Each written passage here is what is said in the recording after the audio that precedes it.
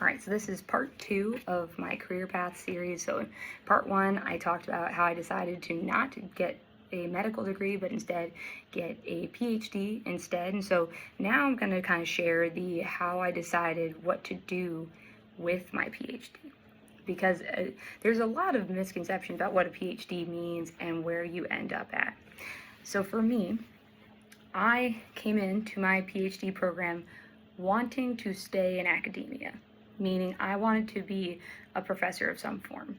Now, I didn't know what kind of professor, I just knew I wanted to teach because, again, I saw science as very much alone, and I thought that teaching was just the only way I was going to get to be around people and help people with science, and I really wanted that.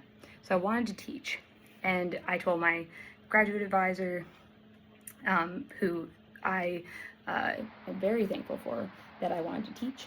And my graduate advisor's wife was also in the lab, and she was teaching staff, and so she also knew a lot about teaching. She was a great teacher, and so they both were aware that I wanted to go into teaching.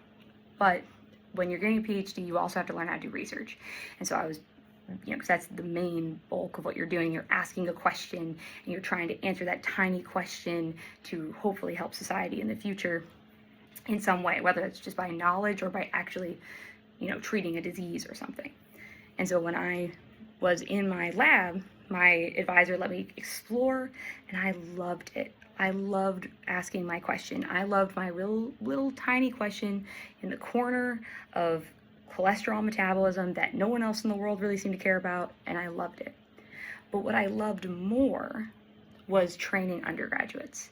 Our lab had somewhere between 3 up to sometimes 12 students that worked in our lab at any given semester or summer. And so I oftentimes had the opportunity to train an undergraduate. And that was so fun for me because undergraduate researchers are not tied to grants in the same way. Sometimes, not always. They're not thinking about this long-term project and this thesis.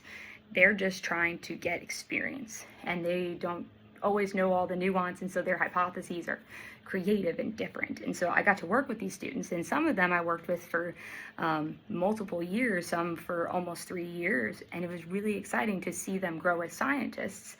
And they were growing alongside with me because I was not that experienced of a researcher, but it was so fun. And so as I was progressing, I was thinking to myself, okay, what kind of scientist do I want to be? Because when you're getting trained, they kind of tell you a few different paths. They tell you you can go into government work, you can go into industry, you can go into biotech, which I guess is industry, but you can go into academia.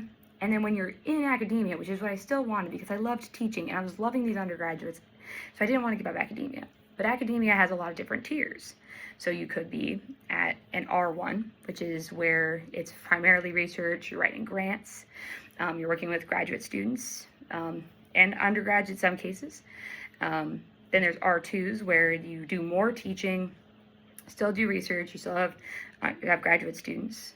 Then there's primarily undergraduate institutions where there might be grad students around. They're mostly master's students, so not PhD students anymore. And undergrads are present. And then you're mostly teaching in that context. And then there's small liberal arts colleges where you might be just teaching. You might get some room for research, depends on the institution. And so I knew I wanted to work with undergrads. I knew I wanted to do research, and I knew I wanted to teach. But I loved it so much, both the research and the teaching, I didn't really know where to go. And so what really made the decision for me actually was my last year of graduate school was me getting pregnant with my oldest son. And that made me really think about, what do I actually want out of this life? And so in part 3, I'll get to share with you guys how starting a family actually is what led me towards the career I chose.